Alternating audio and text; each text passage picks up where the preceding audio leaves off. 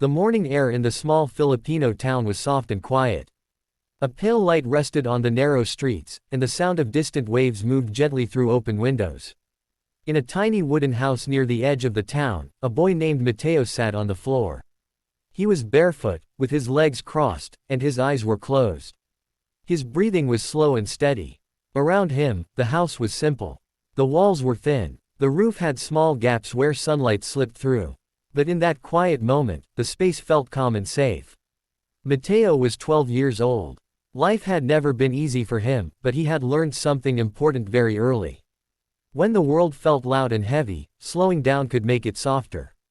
His mother had taught him that. She used to sit beside him when he was younger, guiding his breathing when worries became too big. "Calm is a strength," she would say in a gentle voice. Mateo remembered those words every day. Outside, the town was already waking up. Motorbikes passed by. Vendors set up small stalls. Children laughed as they walked to school. Mateo opened his eyes and stood up. Today was different. Today, he would travel farther than he ever had before. He did not fully understand how big the day would become, but he felt it deep inside his chest. His family was poor. They did not have much money, and sometimes dinner was simple rice and soup. Mateo's father worked long hours repairing fishing nets. His mother cleaned houses when she could. They were tired people, but they carried kindness in their voices. When Mateo told them he wanted to audition for America's Got Talent, they were silent for a long moment. Then his mother smiled, slow and careful, and nodded. The journey to America felt unreal. The plane was loud and cold, and Mateo pressed his forehead to the window, watching clouds pass like quiet thoughts. His heart beat fast, but he closed his eyes and breathed. In and out, slow and steady. He imagined his mother's voice guiding him, reminding him that calm could carry him through anything. When he arrived at the theater for auditions, everything felt too big. The lights were bright. The stage was wide. People hurried past him with clipboards and headsets. Other contestants warmed up their voices or stretched their bodies. Some looked confident. Others looked scared. Mateo felt both at the same time. Backstage, he sat alone on a bench. His hands rested on his knees. His breathing slowed again. He did not sing loudly like others. He did not dance or joke. He simply stayed still. A staff member noticed him and paused for a moment, surprised by the quiet bubble around the boy. "What are you doing?" she asked softly. "I am calming my heart," Mateo replied. She smiled and moved on, carrying that small moment with her. When it was his turn, Mateo walked onto the stage. The lights shone down, warm and bright. The audience was a dark sea of faces. At the judges' table sat Simon Cowell, along with the other judges. Simon leaned back slightly, his face serious and unreadable. He had seen thousands of performances. Very few surprised him anymore. Mateo stood at the center of the stage. He looked small under the lights. For a moment, there was only silence. The audience shifted in their seats.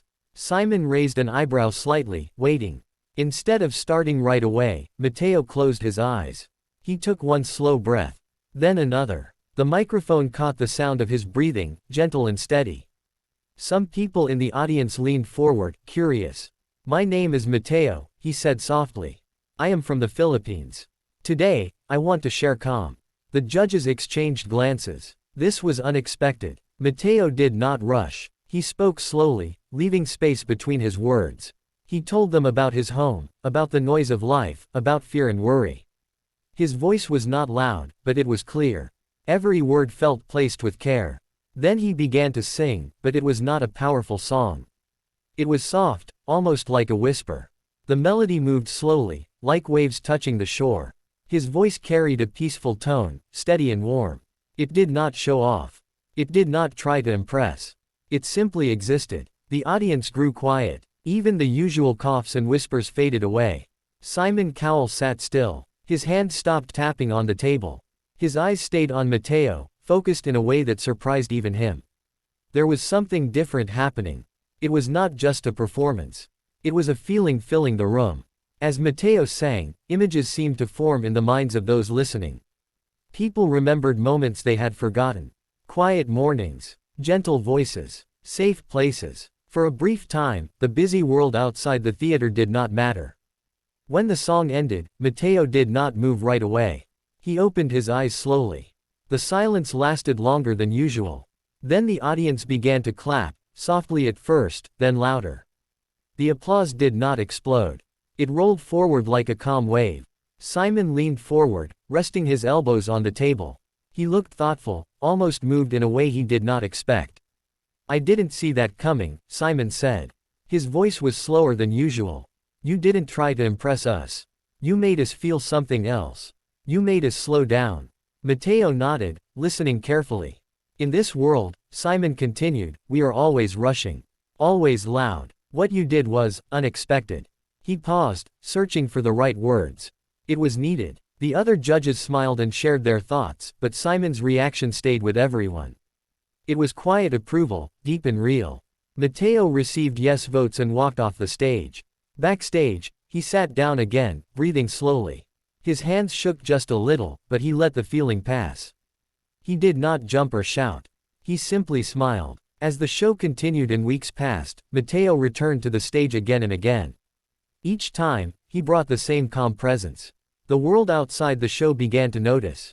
Clips of his performance spread online. People watched from busy offices, crowded trains, and small bedrooms late at night. Comments appeared under the videos. "This helped me breathe. I didn't know I needed this.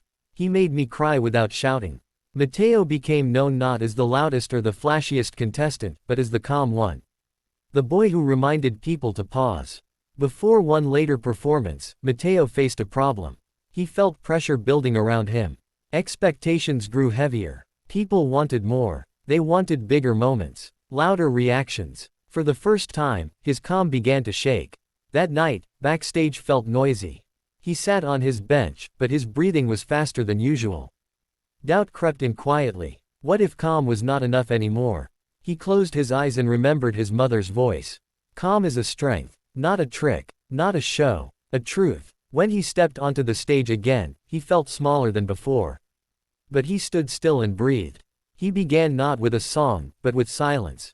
The audience waited. Some were unsure. Others trusted him now. Then Mateo spoke. "Sometimes," he said, "even calm people feel afraid. And that is okay." The gentle twist of his message reached deep. His song that night was different. Still soft, but carrying honesty. The calm was not perfect. It was human. And that made it stronger. Simon watched closely. When the performance ended, Simon nodded slowly. His eyes looked slightly wet, though he said nothing about it. In the end, Mateo did not win the competition. Another act took the top prize. But something else happened. Mateo left a mark that could not be measured by trophies. On the final night, Simon spoke to him backstage. "You reminded me of something," Simon said quietly. "That sometimes less is more." Mateo smiled, bowing his head slightly. When Mateo returned home to the Philippines, the town welcomed him warmly.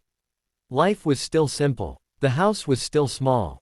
But something inside him had grown steady and strong. In the mornings, Mateo still sat on the floor, breathing slowly. Outside, the world was still noisy. But now, people far away remembered him when they needed calm. And Mateo knew that even a quiet voice could travel far, if it spoke from the heart.